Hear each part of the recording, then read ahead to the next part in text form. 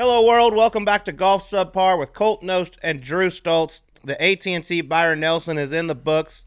And Jason Day, your pick this week, hoist the trophy. It's been over 1,800 days, 5 years since he last won on the PGA Tour. So good to see Jason Day back in some good form. What a clutch wedge shot on the 72nd hole to seal the deal. Got a little dicey there on 18, forced the layup. I feel like everybody was birdieing that hole more or less, or at least having a crack at it in 2. Forced the layup, stones it in there. What a win. I mean, if you look at what he's done, the work with Chris Como, redoing the swing, trying to swing without pain. I mean, he's 7 top 10s on the year this year, only 3 missed cuts, one of which was just last week at Quail Hollow where he kind of had a rough finish. He's been playing good for a while, and this is just the exclamation point on a hell of a comeback. I mean, if you read his interviews and really dig in, like there was a time where he was contemplating not playing anymore. Back was problems, couldn't practice leading up to events, all that. Hell of a job by him, and fun to see him back. I mean, what, 20th in the world now? Yeah, up to number 20. Playing some great golf, been consistent week in and week out. I mean, starting to return to that form. At one point, was outside the top 170 in the official world golf rankings. Now all the way back up to 20 for the former world number 1. But, man, it was an awesome week. Crowds were huge around TPC Craig Ranch. It was good to be back home in Dallas for a week. It was wild. It was fun. It was exhausting. Got to see the Stars win in Game 5. Big Game 7 tonight. So hopefully when this comes out in the morning, I'll be a very happy man with the Dallas Stars advancing to the Western Conference Finals. How was that Ranch 17, the enclosed par 3? You know, I think so many of these places try to replicate the stadium hole, the Coliseum over at 16 at Phoenix. It was awesome. It was completely enclosed, had a beautiful double-decker stand behind the green, over 6,500 people. Sunday was fantastic. It was so loud when those last couple of groups were going through there. Saturday was fun. It was a party. Myself and Amanda Renner were sitting there on set. Got to bring the great Tyrrell Hatton down to sit with us for a little bit. Sunshine. God bless him. God, was he great. We actually asked him to call a golf shot. He didn't feel too comfortable doing it. Wasn't that great at it, I'll be honest. And he admitted it, but it kind of made it funny. I told him, I said, you know what? The good news is you're really good at playing golf. You're not going to ever have to worry about calling golf or taking my job. Yeah, that's what it makes fun. But like when those guys come back and do it, it's like, yeah, you actually have him call a shot. He's like, what are you talking about? And then he does it, and it's like, yeah, you don't expect it to be great, but it's like, yeah, let's have like fun with these guys as opposed to just kind of like, tell me about this, tell me about this. Like, let him cut loose a little bit. And Tyrrell, by God, he can do no wrong in my book. So the following day, I had his group. He was playing alongside Scotty Scheffler, and on the 5th hole, he hit it to about 20 feet for eagle. Goes up there, hit a great shot as he does. Hit one of the worst putts he's probably ever hit. Came up 3 feet short and right. Ends up tapping it in for birdie. Sees me behind the green, and here he comes. He goes, that putt was almost as shitty as my commentary yesterday.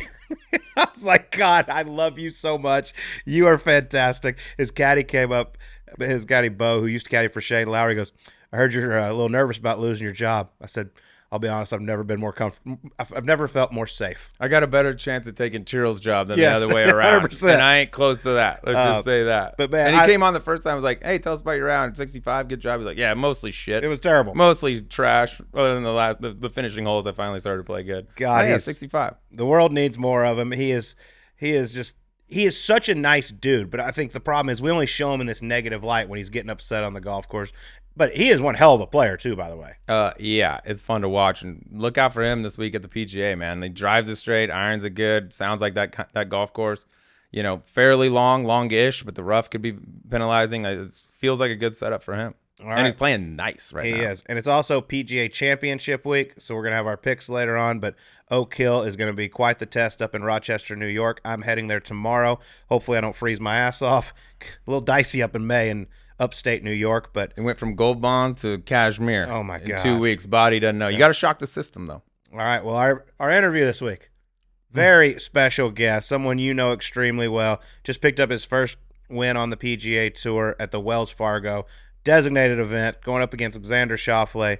Our man Wyndham Clark. Dub is in the house. Dub makes his valiant return here. It was so fun to watch that, to get it done. It felt like he was just kind of a different dude all week. No friends, no family coming out, just like, let me stay in my zone. And I tell you what, having him back this week, a celebration party, you know, playing golf, just all this stuff, it feels like you could feel like a weight off his shoulders. I know he's expected himself to win for a long time. I don't know if the entire golf world was like, hey, he's the next guy up, but he felt like he should have done this. And now that it's done, it's like, put that to bed. And not just doing it, but like we'll talk about at Quail Hollow on that big yard against that field, paired with one of the best players in the world the last 2 days. Like you don't fake that kind of a win. And it was just man, I'm excited. I'm so excited for him, just the relief this provides, but also what he does in the future going forward. Because I've been pretty high on him for a while in terms of his golf game. He can do some stuff not a lot of people can do. All right, well, let's get to it. Okay, folks, this is a special one. This is a special one here. One of our early guests here on Subpar, making his return home to the studio for the first time. This time as a PGA Tour champion, Wells Fargo champ, Wyndham Clark. Welcome back, buddy. Thanks for having me on. Congrats. Thank you. How's it feel? Has it sunk in yet? There's a little cliche when to get it started. Yeah, I would say, yeah, it sunk in. It actually sunk in even when I was playing. Kind of the walk, once I hit the green on 17 and was walking there and then walking up 18, it was like, holy shit, this is happening. So it happened. I would say, people bring up the money thing. That hasn't really happened because it's something you can't see or touch. So it's like, is it in the account here? Watch your, even though you're a superstar now, try not to bang on the table. It's all good. But yeah, it's sunk in. It's amazing. Beautiful. Well, let's get right to it. I mean, you win for the first time on the PGA Tour, and you immediately become a diva, showing up 10 minutes late to the show. Is this how it's going to be going forward? Hey, yeah, that's what everyone does. So I'm just trying to be right on par. In his defense, he's been like this way before he was a PGA Tour winner. When we're both together, it's like, you want to leave at 6? Yeah. 6:24. We're like, you almost ready? What are you talking about? That's you. Yes. I was here early today. What? You're late for everything, dude. You're always like, let me trim up my beard. Oh, does this shirt fit right? You're such a princess. When he caddied for me, it was literally like, hey, we're leaving at 6:20, and at 6:15, he's not out there, and the lights are still off. And I go, Sleeves, we're leaving. And he's like, oh, yeah, I'll be ready. I'm like in 5 minutes. And sure enough, he comes down at 6:30. I'm like, this is my job. You got to be on time. Colt, that's bullshit. When it's work time, Daddy locks in. Sleaze, no. I work 2 jobs with you. I spend every day of my life with you. I'm sorry, but I'm on Dub's side here. I'm on time for work, and I'm late for a lot of the other shit. That's kind of the way I operate. Yeah. All right. Well, we're not here to talk about you. We're here to talk about Dub. What are we doing? It is an incredible win. Let me interview Dub, you. You were playing some great golf leading into. You kept knocking on the door for the past several weeks. Was it frustrating at all, or did you just know that your game was trending in a really good direction? I would say it was more frustrating than it was more frustrating than anything, just because, I mean, if you go back all the way to Houston in the fall, I was in third place going into Sunday and ended up finishing outside the top 10. And then I top 10'd in Sea Island, and that was a whole fiasco that happened there. And then Phoenix, I was in contention. Dominican, I was in contention. Valspar, I was in contention. Bay Hill, I was number 1 in strokes gained ball striking going into the weekend, and ended up finishing like 20-something. So it seemed like I was playing great golf, but my weekends weren't good. And so to finally kind of put 4 rounds together and feel like I didn't leave anything out there was honestly the most satisfying thing. Not even necessarily the win. It was just the fact that I put 4 rounds, and that's what I've told my caddy John and anyone in my camp. I'm like, I just want to put 4 rounds, and I keep putting 2 or 3, and I have one bad back 9 or one bad hole, and so it was really nice to finally do that. You had Zurich in there too. I mean, a team event totally different, Zurich, but like totally y'all were right there. Those guys went nuts for a little while. I forgot about. I mean, that was tricky. Alternate shot. I mean, final day, it's like a little bit. I know, but I totally forgot about that. I mean, we were leading with, I don't know, 7, 8 holes ago, so that was another chance to finally win. And what I will say is, if I think about it, like let's say if Dominican was my first win, or New Orleans is my first win, Zurich, like if you could tell me I would win this tournament and not those or whatever, like I would choose this, obviously. So it's amazing to finally win something, and especially something as big as this tournament. How big was the pairing for you, being with Xander Schauffele? I know y'all are buddies. I followed y'all Saturday and Sunday. You just seemed so relaxed out there. It looked like, obviously, you're playing great golf, so that makes it fun, but it looked like y'all were honestly having a good time in between shots.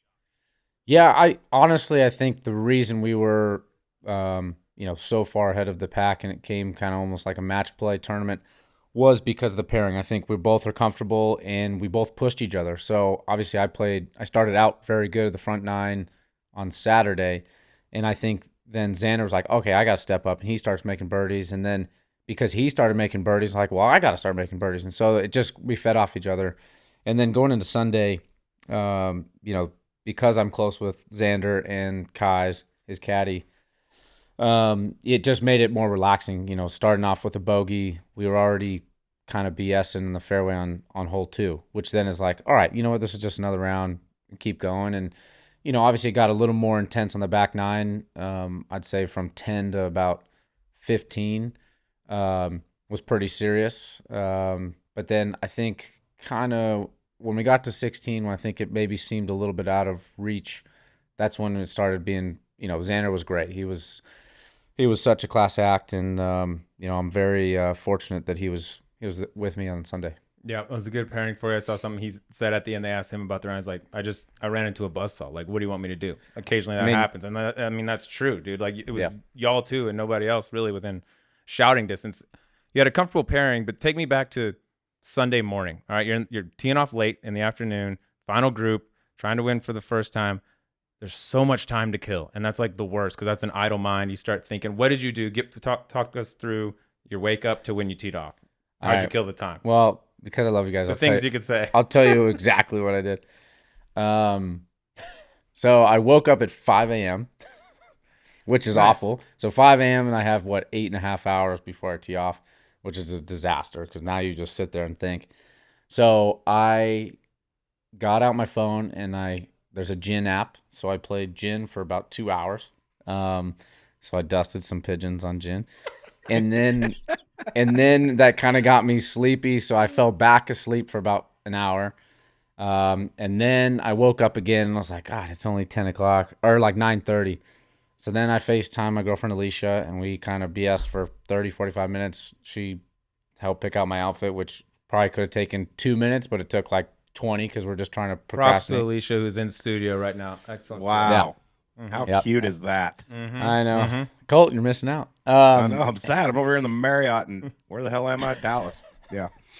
And then I did I meditated for 20 minutes and then made my little sand. And then once you kind of get within an hour of leaving, I kind of always have a program thing. So it's like outfit, iron the clothes if you need to, get your snacks for the day, get whatever you need, and then you go out the door.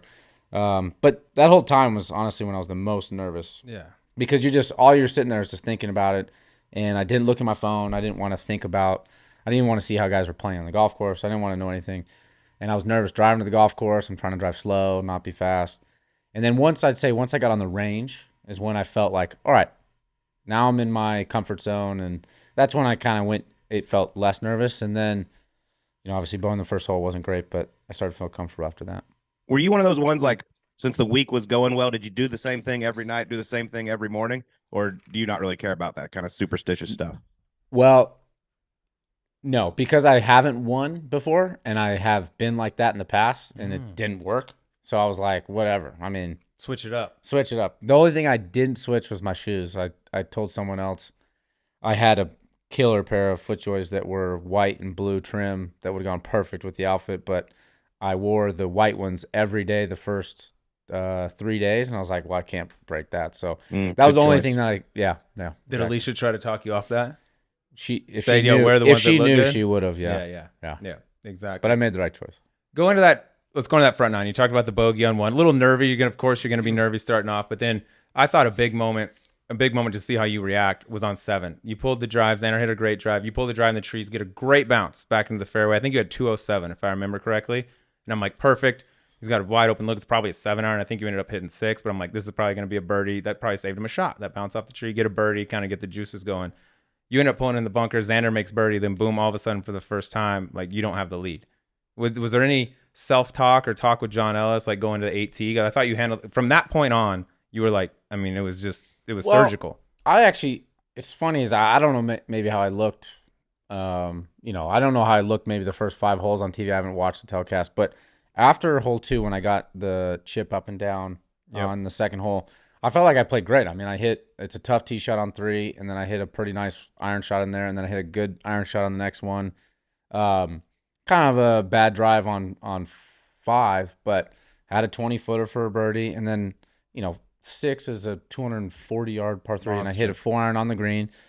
And then I did hit a good drive on 7. It wasn't like, I mean, I was over the bunker. There's just a tree that hangs over the bunker, and if it didn't hit the tree, I was actually going to probably have 8-iron in. I just would have been the rough. So, I mean, yes, it was a great break to be in the fairway. So I actually was in a groove then. Like, I felt comfortable. It was the only time that I felt like really let down was the fact that we didn't make the putt on 7, because I knew that was a huge momentum putt, and the fact that I have 6-iron in the middle of the fairway. But then bouncing back and hitting a great drive on 8, and then, that was kind of a dicey chip, and getting it up and down with kind of ease was huge. And that's what I told John on 8. I was like, hey, we broke the seal. Let's play some golf. And then from there, I mean, that's when I really turned it on and played some really nice golf. BBs. Yeah, you played incredible the last 11 holes. There's no doubt, we've all known you have the talent to win out on the PGA Tour. You got all the tools. You hit it a mile. You're a great chipper and putter of the golf ball. The one thing that, you've really worked on improving is your mental game. And I know you've been working, I believe, Julie Elion, is that her name, last name? Yes. Julia, I know, has been a tremendous help to you. What made you seek out her, and what is some of the stuff y'all have worked on the most? This is definitely, I got to give props to my camp. So my agent, Rob Muji, and caddy, John Ellis, they were the ones that kind of seeked her out. And you know who brought it to, actually, probably wouldn't want that, but a friend of us on tour brought it to us. They're like, hey, maybe you should work with this lady. And I was really reluctant. I didn't really want to, because I've worked with people in the past, and I'm not going to name names, and they're great for some people, but I just didn't see any benefit. I worked with them, spent all this money, and I'm like, you're just telling me to walk slow and go through pre-shot routine and whatnot. I'm like, I have a pre-shot routine. I have this. I go, why do I have anxiety? Why am I so nervous on the golf course? Why when I wake up this day, I'm more nervous than this day? And why do I always seem to do this in certain situations? And I feel like they didn't have the answers for that. And they kind of gave me the old cliches of one shot at a time and all this BS in my mind, which was BS. And she approached it in a different angle, and she kind of approached stuff off of golf and a lot of life stuff. And she was way more hands-on. So I work with her about 5-6 days a week during a tournament. And then on an off week, it's, 1 or 2 phone calls each week. And it's an hour long, and we talk about everything from relationships to family life to obviously golf stuff. So when we started doing that late in the fall, I didn't obviously see the results right away, thinking, oh man, I feel the difference. But I would say when we got to like Bay Hill, which traditionally has not been a good golf course for me, I was so much more comfortable. I had no anxiety, none of the stuff that I had in the past. And then we get to Players, which I've never made the cut there. And I finished 20 something, but I had like a solid week. I played, 4 complete good rounds, on a tough golf course that I've never done well at. And so that's when I started feeling the difference. And I honestly owe a lot of my success this year to her, just because I felt like that was the missing piece for sure in my game. When you're out there playing, I'm sorry, you want to go ahead? I was just going to ask you, if you had Sleaze's mental game, like how many wins would you have right now?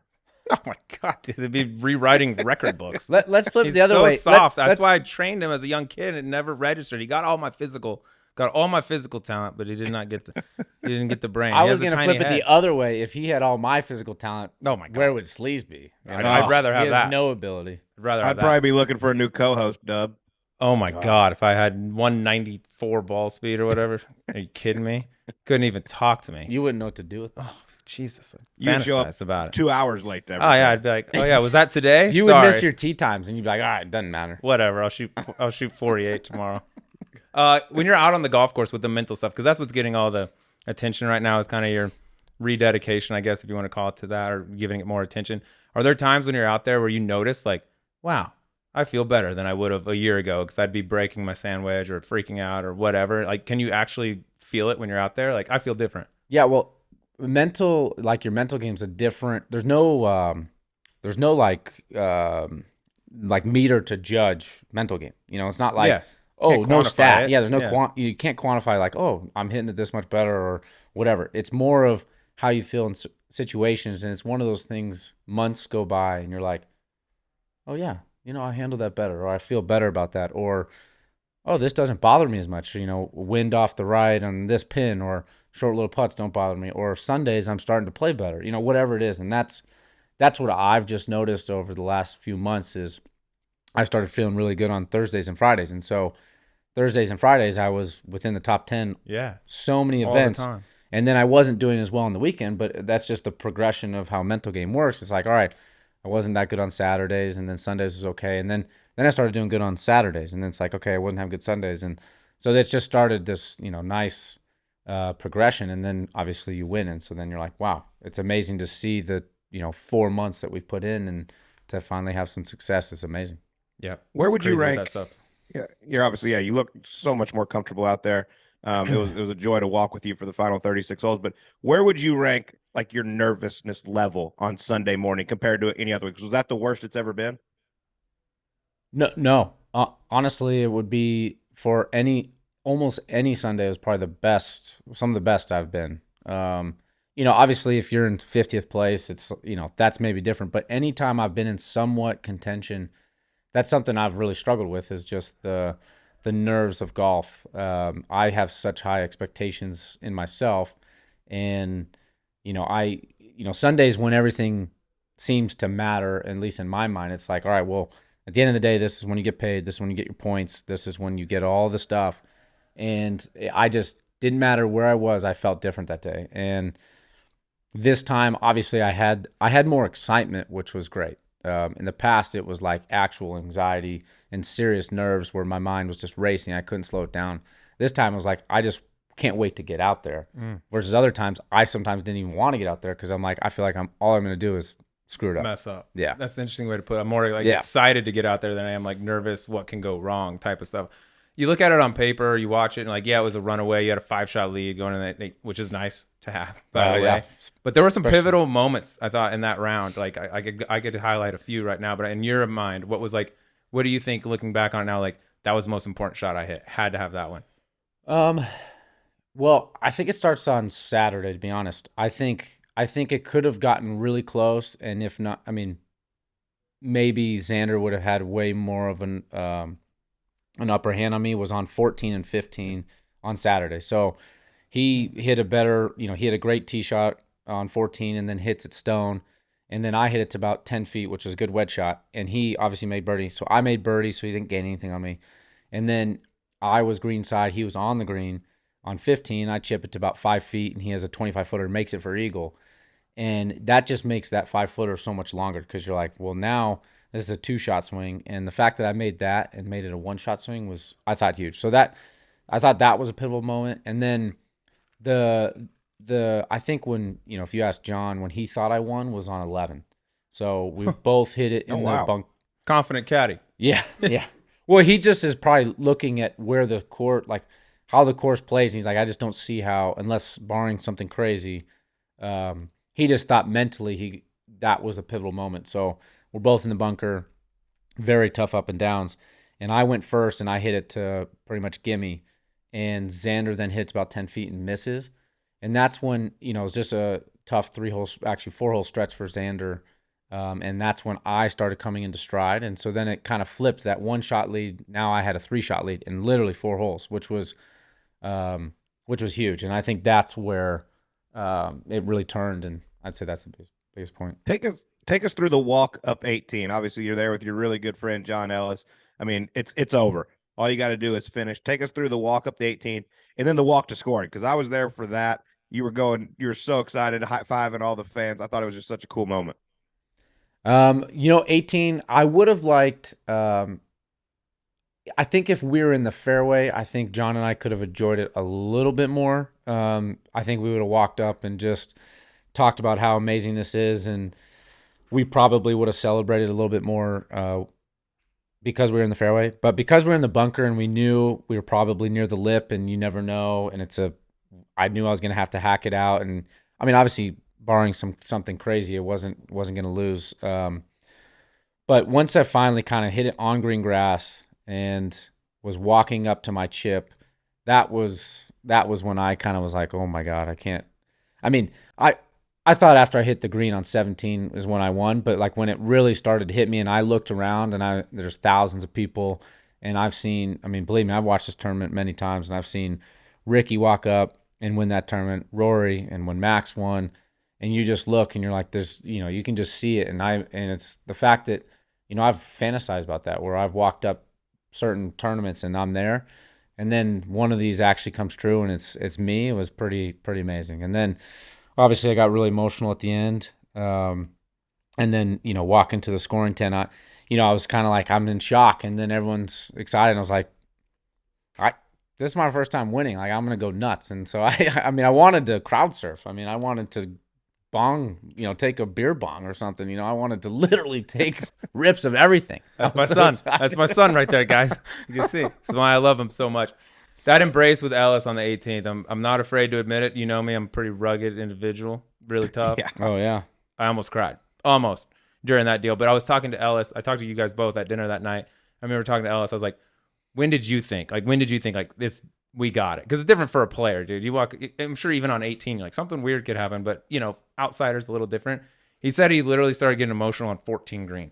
After 14, after you stoned in there and made it, he's like, this kid's going to do it. And he's like, I had to hold it back on 14. Yeah. Still had the green mile to come, by the way. I know, which is, my mind, I've never been more in the zone in my career than those 36 holes. Because I would think about winning for, I don't know, let's say 20 seconds, and then instantly my mind would go, nope, hey, we got to be focused on this next shot. And then I would just go into stuff Julie and I worked on, and I would think about X, Y, and Z, and then I'd hit another good shot. And then for 10 seconds, I'd be like, whatever it was. And so I did it, honestly, it's one of the best jobs I've ever done.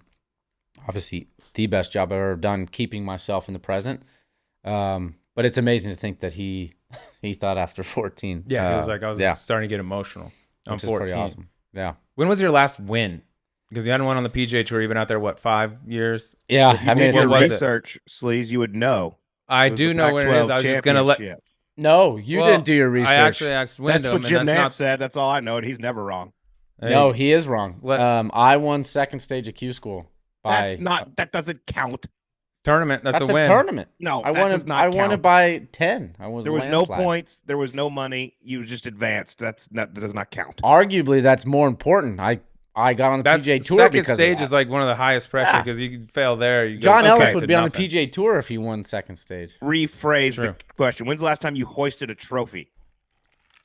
It was Pac-12s. Okay, good. It was Pac-12s. And that, honestly, prior to this was the best, the best tournament I've ever had. So to wait, that was 6, almost 7 years ago.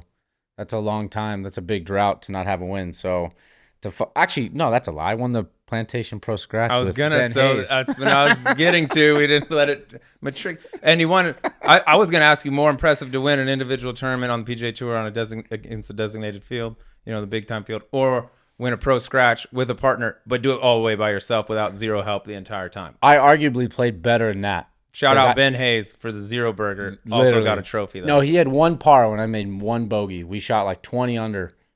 And I shot 19. Yeah, that's exactly like 62, 62 or some shit like that by himself. And I was like, that's pretty good. That was good. Well, I forgot about that. We know you had a little celebration Sunday night in Charlotte at the Palm. Take us through that. What was it like? Did you behave yourself at the Palm? Did you get a little rowdy? How was it? Yeah, we got a little rowdy. So John and I sit down, and John at this point is very drunk, and I'm pretty drunk. Very drunk. I can attest to that. Yes, and I was like, well, what kind of bottle of wine should we order? Because, hats off to Johnny Harris and the membership at Quail Hollow, because it's an amazing membership, and they put us up at a hotel, and they got us at the Palm, and they're like, tabs on us, don't even worry about it. And so, out of respect, I was like, well, I'm not going to go order Opus 1 and blow whatever. And John's like, nah, screw it. We won. Who cares? And I was like, all right. So I ordered a nice bottle of wine, and then we ordered Wagyu steak. And so we went big. But we started drinking, and it actually was really cool because it was just John and I. And we started FaceTiming the people that really mattered in our life or people that we really care about. And, we probably reached out to 20 people, and we FaceTimed, and we were all just excited, and we took a drink with them because they were all had a drink. And so that was actually really cool, probably hour of us just FaceTiming different people. which as I look back was kind of, it'd been awesome to have those people there, but for us to kind of share that moment together was pretty neat. But this is a funny story. So we finish our dinner, we look around, we're literally yelling in a steakhouse and no one's around. And then we kind of look around and everyone's gone. And the Nuggets were playing the Suns and there was like 5 minutes left. So I was like, hey, let's watch the end of the game before we went and played gin.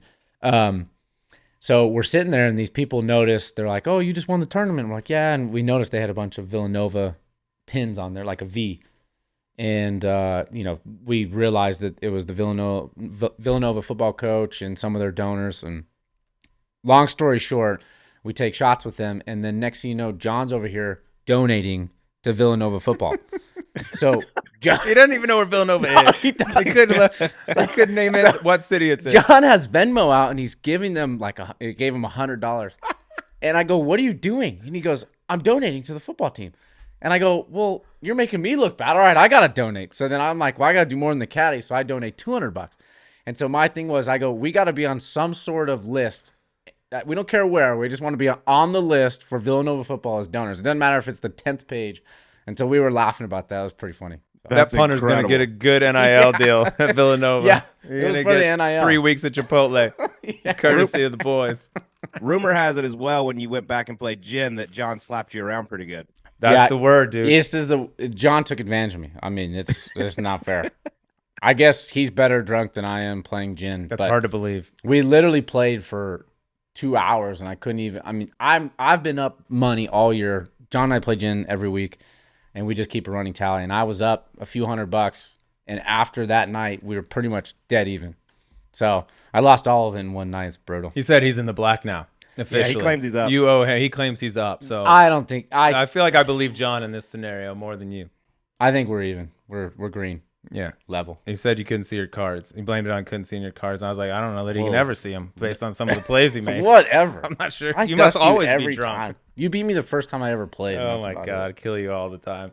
You want to get serious to question? I got a serious question here. All right, I'm sure at the beginning of the year, like people set goals. Winning's one of yours, right? All right, check that off the list. You did that now. Do you reassess? Do you change? Is there something in mind now that maybe wasn't on your mind at the beginning of the year, or do you just say keep it as we go? Honestly, I didn't have any. I mean, yes, winning was the big elephant in the room and monkey on my back that I hadn't won. But I set more process goals this year. I wanted to get better mentally.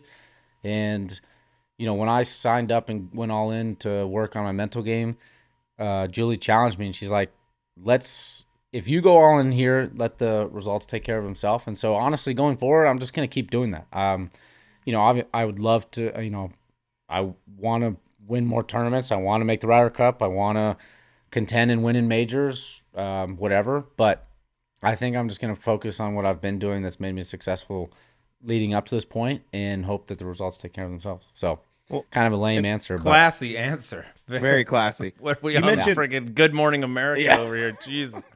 You mentioned the majors. Obviously, let's look ahead to next week, the PGA Championship at Oak Hill. Have you ever been there?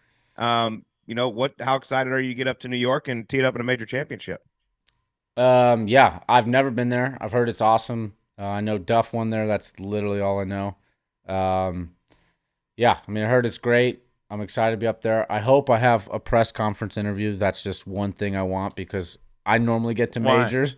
I normally get to majors and, you're on training table or whatever, or, on the table getting work done. And Rom's like, oh, I got to go do media work and all this stuff. And I'm like, I want to do that. I want to bitch about media stuff. So I'm hoping, I don't care who it is, just bring me in the room and ask one question and then let me go. So I did my media obligation. This kid's ready to be a star, dude. Yeah. He's ready to bitch about media. You're doing media right now. And I'm going to show up late to We're going to get some of that PI. Yeah, get your 12:30, 12:45. Here's Wyndham Clark. Exactly. Yeah, you're doing it already. I know.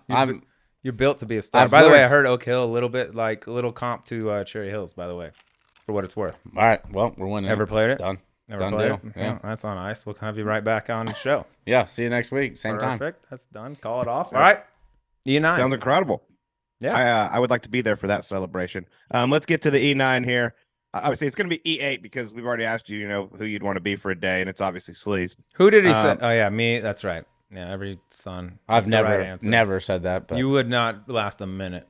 well, no. If work. I could say the things that I know you have in your system at all times, It'd be I would nice. be You dead. would experience the day of being really smart. That'd be cool for you. That'd be cool for you. All right. My first one, obviously, with the win, you're an invite to next year's Masters. One, have you ever been to Augusta National? How excited are you to tee it up in your first Masters? Never been to Augusta National. Wow. Yeah, never. I've turned down, I think 3 invitations now to go play. And, I know a couple players have done this, but my whole thing was I'm not going to play it until I'm invited to play in, the tournament. So obviously I'll go play practice rounds now that I'm in the tournament, but never played it. Actually, just a little sidebar if we have time. Cool story. This happened in the locker room after the tournament. John's sitting next to Johnny Harris, who runs Quail Hollow and who's a member at Augusta, and they're kind of just BSing, and I'm talking to somebody, and we're all kind of having toast and drinking and signing a couple things, and I think it was Johnny Harris goes, "Hey, Wyndham, do you want to join John and I for a practice round in Augusta? Maybe I don't know, December or January?" And I was like, "Oh yeah, that'd be cool." And then I go, "Oh shit, we're in the Masters." And I honestly, that was the first time it hit me. This like 2 hours after winning. And then John and I go nuts and we're like celebrating and everyone's like, "That really just hit you?" And I was like, "Well, yeah. Sorry, I've been so in the zone of winning. Like I didn't even think about all the cool stuff that comes with it." This sports psychologist is really working. Yeah, maybe too much. People start thinking about it on Thursday, turn it 2 under. Like, I'm going to win. That's the Masters. He didn't even realize it after he got there. Yeah. Oh, my I'm God. a changed man. But yeah, so I can't wait to play. Sleeves part of the first hole at Mid-Am qualifying and was already writing his Masters winner speech. I had victory speech. I was like, who do I thank? Oh, my God. This is so overwhelming. I wonder why you're on radio. You guys now. run a great tournament. Love all the azaleas. Yeah, there you go. Shit like that. And that's why you're here. You know what I mean? How many trips do you get out there, and which one am I going on? That's a bonus question. That's not one of the E9s. That's This is a tough one. there's a long list. I mean, you maybe make the short, maybe make the list. Oh, God. But I'm gonna take as many as I can. I mean, honestly, I've been so blessed. I have so many great people in my life. So, I'm gonna have obviously John and I will be maybe one of the first ones, and then after that, I'm assuming that he will host us and we'll have members to take us out. I want to take some friends out and family, and so I'll definitely do at least 2 or 3. I mean, you have to. Yeah, I think you milk it for all it's worth. Oh yeah, Yeah. Just absolutely. don't. Just let us know now. Is Sleeves in the running to caddy for you in the par 3? Oh, my God. I'll be there. I'm already on property, dog. I'd be the. You know how would I I be the only guy ever to have a man caddy for me in that par Yes. 3? Alicia, you can be there too. Maybe we go every other hole. Odds, or evens, whatever. We'll figure it out. I don't think I want to be the first If guy you make to an have a ace, guy caddy for me. She can run up and kiss you. How about Okay, that? perfect. That's So a I good think deal. what Wyndham just said is no. You're out. I'll give you an ass slap. She can give you the You're kiss. out on it. You're All right. out. That feels like a maybe. We'll talk about that over Thanksgiving dinner. All right, I'll open it up with this one. Walk us through the both physical and mental process you went through on Monday morning after the win once you got to the airport. All right. Well, John and I are out playing gin till 2. I had a flight at 7. Woke up I set my alarm for 5. I wake up and I'm like, really? I got to do this? And I proceeded to make myself throw up so I could try to get to the airport. I then get to the airport and I'm walking through and I'm like, I don't think I can do this. And then I get to the counter and the ladies were like, "Oh, you just won." And I'm like, "Yeah." I was trying to be so nice because I just wanted to be like, "Stop talking to me." And they were super sweet.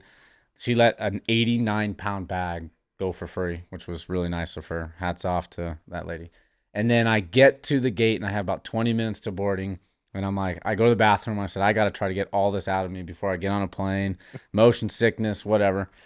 So I didn't want to go in the regular bathroom because that's disgusting. So I go in the family bathroom. I lock the door and I sit there, and it actually smelled decent. But there was a cot laying down, like for where the babies get changed, but not like the little ones you see in bathrooms normally. It was like a full human. To change size. like an adult. Yeah, Who it shit was for his an pants. adult. Yeah, an adult. So I thought about laying on there, but I figured that's where shit is. So I was like, I can't do that. So I literally put my back up against the wall, and I slide down like you would see someone do that, like something bad just happened. And I just sit there. I'm like, oh, this is awful. And then I was spinning, and then I end up laying on the bathroom floor in an airport. And I'm just like, oh, my God. And then I look, and I like get the update that we're boarding. And I'm sitting there. I'm like, I don't care. I don't want to go. And with probably like 6 minutes to go of closing boarding, I get up, walk on the plane. I'm like the last person on the plane. And I'm sitting first row, and fortunately for me, otherwise it would have been a terrible trip. Max Homo was sitting right next to me, so Max and I kind of BS'd the whole 4 hours, which kind of sobered me up. So laying on that the was my bathroom morning. He almost laid down miserable. on the grown person shitter. I actually, honestly, if I didn't, the best part was I was laying there, and there's like 3 or 4 people that tried to open the door, and I didn't care. No. And if I missed that flight, I probably would have fell asleep in there for at least 2 to 3 hours. You may want to see a doctor. Yeah. You may have 100%. You might have cholera or something. Don't From worry the about Oregon the baby. Trail. Don't worry about the babies that needed changing. Nothing. I'm just gonna hang out in here and try to get right. Move your kid. We're not open. Well, I think that answers my question, because one of mine was going to be, were you more nauseous Sunday morning or Monday morning? Definitely Monday. I mean, anyone that's really celebrated that much and then had no sleep knows it's just like you don't care. Like you don't care. You just are like, I can't do this, and that's I submit. That's where I was at. Yeah, hell of a job. That's the way you should have done it. All right, I'm gonna give a little detour here. You're wearing Municipal. Shout out. You look fantastic. Carrying the brand from Mark Wahlberg, who I'm sure you're best buddies with now. Do you have enough pull with Mark to get the Entourage reboot made? Probably not. Can we call him right now? And do you want to try it? That would be amazing. Hey, Mark. That'd be sick if I FaceTimed him. That would be actually, just do it. No. All right, we'll do it later No, tonight. You should be yeah. in a good spot. That would be actually awesome. And me and you get on there? Yeah, obviously that's a cameo built in. You're carrying the flag for the brand right now. 100%. Yeah. I think so. Are you guys boys? Like, do you guys hang? Honestly, I would love to say we're closer. We have we've tried to set up like 5 or 6 times to do a commercial, golf, workout, anything. And he, in that time, and last year is when it's been like almost 2 years of Municipal. The first year I was in Municipal, we were trying to do the whole commercial, everything. He launched 3 movies in 1 year. So he's like, oh yeah, I got this time, and it'd be from like 4 to 8 p.m. on Thursday, and we'd have to fly to Vegas or LA and do that, and we were all set up, and then he's like, oh, I got to go here for this movie. And so we haven't actually really gotten to spend much time and do everything, but hopefully now that I've won. Now maybe, that you've won, he owes you. Maybe I'm higher on the the scale. stock price. Yeah. Uh-huh. Now he works around your schedule. I think so. They're gonna both not show up for the next thing. We'll both show up Both late and not show. superstars. Yeah. Yeah. Yeah, that's what they do. Yeah, exactly. Our agents would call each other and be like, Neither of them are there. where are you? Where's your guy? My guy just big leagued your guy. Yeah. All right, next one. When an athlete, finally really makes it and hits it big, they tend to buy their support system something nice. So, given the fact that Sleeves pretty much raised you, what do you think you're going to buy Sleeves after this big win? Great question, Colt. That is a great question. Best question perhaps in the history of Subpar. I'll let you think on it before I start giving out some I ideas. could probably think of something. Maybe I want to think of something really clever. It's going to take forever. It's going to take so long. Like I said, you didn't get that part. God, I'm trying to think. How can I make fun of you right now? God, this is going to be, I don't know. Sometimes the apple falls far from the tree, Colt. Well, rolls down a hill into a the fact river. that I haven't even thought about it, so this is the first time I thought about it. So he clearly didn't even make the list of thoughts. But Neither did the Masters. No, it didn't. It didn't. Yeah, I honestly probably nothing. But if I were to ever buy Sleaze anything, have you ever worked out in your life? A day in your life? This ain't by accident, bud. The legs don't come by accident. Oh my God! And maybe give you like a calf raiser. Like the Brazilian butt lift, but like the Give me the butt lift. Calf instead. implants. yeah. Rather have a Calf fat implants. ass than That, some I legs. actually, honestly, I'd Ooh, buy yeah, him calf implants. like If drama. you could get Phil Mickelson calf implants for sleeves, That'd be nice. you imagine? I was thinking of something that Ooh, goes that's a good gift. I tick-tock, like that. Tick-tock, tick-tock. Yeah, that's what I'd do. Okay. I'll take that, by the way. I know a plastic surgeon. We'll see if he can do it. That's binding. Put him in. I want to All look like Shrek. All right, next question. This is a thinker. Zurich Classic next year. Played with Bo this year. It's not me. This isn't about me. Okay. You get a phone call. You got exemptions now. You're good. You don't have to worry about anything. Christian McCaffrey and Nate McKinnon both ask you to play. You did this last time. Which way do you go? I want to see if it's changed. Zurich Classic. No, it's not changed. You know what happened last time you asked me that question? And the way I answered, I got ghosted by one of them. So you ruined my relationship with one of them. That would be Nate McKinnon. You did. Christian McCaffrey tweeted you after you won. Yeah. Yes. Yeah. Yes. Nate and I were on a nice trend with our relationship, and we were heading to great brodom. And then you asked me this stupid question, and I joked around, and then next thing you know, crickets. Ghost? So Nate's a subpar listener, you think? Probably. He loves golf. Shout out, Nate. Yeah. So we went from best question in subpar history to the dumbest question. To the dumbest. It ruined a relationship. I lost a potential bro. A potential bro. Alicia, keep your eye out for Nate if he's ever around. That's the only one. But yeah, new friends. C-Mac. Okay. All right. Deal. My last one. So obviously Sleaze has caddied for you twice at Colonial. Based on what you've seen from his performance, Tiger Woods looking for a new caddy. Joe LaCava's jumped over to Patrick Cantlay. Would you write a letter of recommendation on behalf of Sleaze to Tiger Woods? That's a great question. Here we go. And what would you say his strengths and weaknesses are in that letter if you do happen to write it? Yeah, it'd actually be a great letter like Gino did to Rory. Yeah. Yes. Yeah. I would say if Tiger values time management, values any sort of like management in general, any sort of professionalism, any sort of like caddy ability, strength, endurance, good looks, anything, then Sleaze is not your guy. But if you want to be, but what if he doesn't value any of those things? This is what I'd get to. I'd put all the things that if you don't value these things, but you want to have a great time and be entertained while you play, Sleaze is your guy. That's my guy. Yeah. Nicest thing anyone's ever said. And no bogeys on the weekend. Yeah. Well, Tiger would love that. I mean, because usually he's in contention, so he's not bogey. Yeah. The big question is if they make it to the weekend with Sleaze on the bag. That would be. Yeah. So Sleaze might be a weekend guy. Tiger plays so good. We tee off at like 2. Yeah. That's great for me, true. personally. How do you think it would go over with Tiger if Sleaze forgot the pin sheet? Not good. Not good. With Tiger's leg, I'd run back and get it. Wyndham's healthy as a lark. Well, especially, I mean, you guys heard when he gave me a wrong yardage. He was so lucky that it worked out. And you gave yourself the wrong yardage. You gave me. Jesus. We were 25 yards off. Wrong bunker. He thought he was next to the wrong bunker at Colonial on number 1, like an idiot. If that happened to Tiger, I think he'd fire. He grabbed a club and I'm hitting this. I was like, what am I going to talk you off? Knowing Tiger, he would have known or something, or he would have hit the club and it would have gone to like Perfectly. 5 feet. Yeah. His instinct would have taken over. Yeah. That still worked out, by the way, for us. I know. Yeah, we had a good shot there. So lucky. That was smart by us. All right, last one, caddy related also.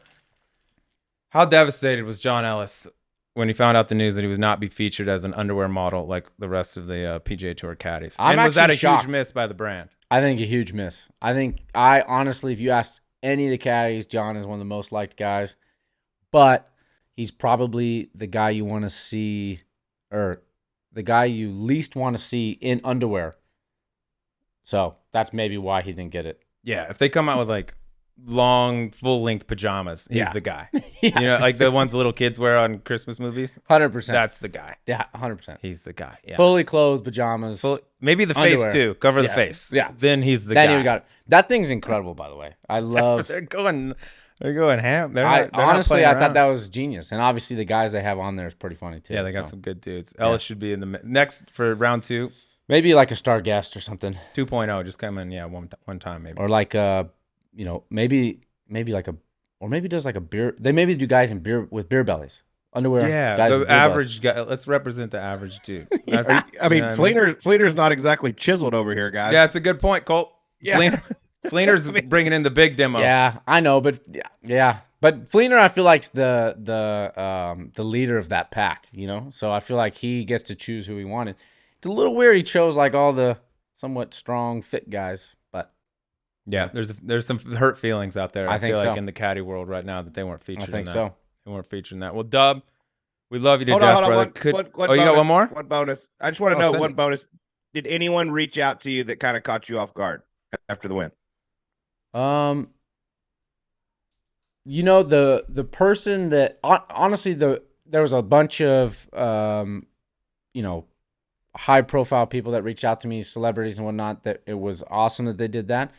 But the amount of players that reached out to me was, honestly, was the best thing. I mean, I had multiple players and caddies saying, "Hey, so proud of you, was rooting for you." They said all these nice things. So that was honestly the best thing. It's maybe not the answer you want, but that was what touched me the most. I think that's awesome. That's a testament to how well liked you are, man. And we're couldn't be happier for you, man. It was a hell of a ride on Sunday. I was living and dying with every shot. Colt was out there watching it.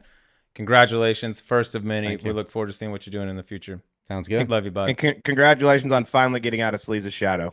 Yeah, finally. You're moving up the Mount Rushmore. It was a tiny, skinny little shadow, but I'm out of it. Hail Irwin, me, Stads, you. You're moving up. By the way, I heard a stat. It's the last person. I was the first person in 20 years to win a PGA Tour event from the 303 from Colorado. Stand up. Wow. How many do you have? Nice. Stand up. How many tournaments did you win? I might Monday next week. Okay. Let's see. Once I dust them off, you're in danger. I'll tie that in 1 week. All right, well, that was Wyndham Clark joining us on Subpar after his first win on the PGA Tour. Listen, I've said it. The man has underachieved, in my opinion. He's got all the tools to be a top 20 player in the world. He has the game to win on the PGA Tour. He finally did it. I think big things are coming for Wyndham Clark. But speaking of big things, okay, there was a little celebration. I'm sad I missed out on it because I heard your credit card was actually down at Isabella's here in Scottsdale. I was out in Dallas, so I didn't get to join in on the festivities. My wonderful wife was there, so thanks for buying her. Of course, Natalie. Savvy bees. Mm-hmm. But tell us, how'd that tab work out? I'm going to call her. Actually, hey, Natalie, I saw you had a few more than we allotted for on your end.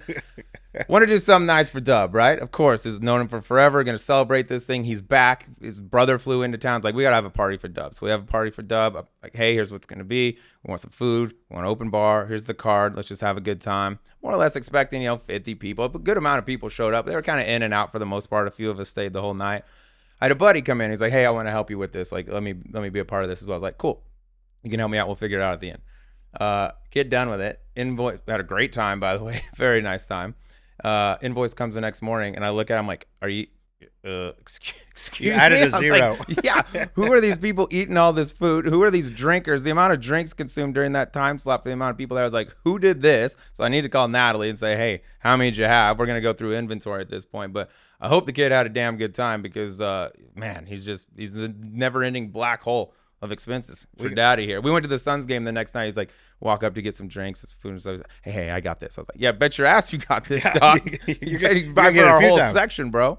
Yeah. So anyways, we had a hell of a time, and it was worth it. The kids, man, it was a fun night, and he got up and spoke and said a few words, all that. It was a cool night. How was he on the mic? He was holding up his beer bottle. I videoed him. Like, I ain't putting this out. Like, this is just for you to have if you wanted to see it or whatever. He was holding his beer bottle up as if it was a microphone. There was no mic. He just stood up on top of a thing, to say everything. He was holding it like this. I was like, there's no audio on that beer bottle there, bud. Are we going to have to start doing 2 podcasts a week to make up for that? We're going to need to hump it a little extra. We're going to need some more apples. Well, you know what, Sleaze? The good news is you can go over to the FanDuel app and fire and make all that back plus more. Yeah, that's Jason Day. Shout out to you for helping ease the pain. All right, well, it's time to step up to the tee and take a swing at betting the PGA Tour on FanDuel.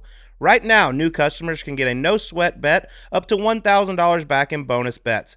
It's the PGA Championship, the second major of the year. We're going to have top 20s, head-to-heads, whatever you want, we got it for you. And if you've been thinking about joining FanDuel, there's no better time to get in on the action. The app is extremely easy to use. There's a wide range of betting options, like I said, and let's get to it. You ready? Send it. It's time for a major. It is time. You one for one. Let's go. You're 1 for 1. Pick John Rahm. I probably be a rather popular pick again this week. My favorite. Again? Going with the odds. This guy's got major championship type game. 21-1 are his odds. Ooh. 7 straight top 21s. Okay, he's extremely consistent. Never seems to play bad. Has a new caddy on the bag, Joe LaCava. He's a ball striking machine. I just think at some point he's going to get it done. I just hope the New York crowds aren't too tough on him with his pace of play. That's the one thing that concerns me. But I'm going Patrick Cantlay 21-1. I like that. I've been waiting for him to show up in a major championship for a long time. He's got another good crack coming up in LA, by the way, for the U.S. Open. But Nothing to hate about that one. I'm going to go with the guy. I rolled the dice heavy, let's say, on Jon Rahm at Augusta, and I'm willing to roll it again. There's two guys in golf right now that are different than everybody else. Jon Rahm, Scotty Scheffler. I'll take the other one just to not pick the same guy back to back. Give me Scotty Scheffler. You need no stats. You need no nothing. He's one of the best players in the world. He was damn close at the Byron. Didn't even like the way he played or putted, really, for that matter. Give me Scotty Scheffler. In my mind, there's only two guys to take right now. There's two guys ahead of everybody else. He's the second betting favorite behind Rahm. I don't have him in front of me. Okay, great. Perfect. Yeah, that's what the research we do here at Subpar. All right. Well, obviously, I love the Scotty Scheffler pick. If he cleans up the short putts, I think he's going to be obviously right there. He's just ball striking the shit out of it. I was lucky enough to walk with him at the Byron Nelson, and he shot 64 on Thursday, and it looked bad. Like the amount of putts, he missed 5 putts inside of 6 feet and shot 64. Looked like he got nothing out of virtually the whole week. Hit it great, didn't make anything, and still almost won the golf tournament. All right, my dark horse. I mean, he ain't scared to get a little dark. Okay, I mentioned him earlier. We got a chance to sit with him on Saturday at the Byron Nelson. He absolutely flushes it. One of the best iron players on the planet. As long as he doesn't lose his shit, I think he can win a major championship. I think this golf course is perfect for him. He's a 17th ranked player in the world. He's gone T3 and T5 in his last 2 starts, and he's 46-1. Give me Tyrrell Hatton. You think he likes this golf course? There's a few he doesn't.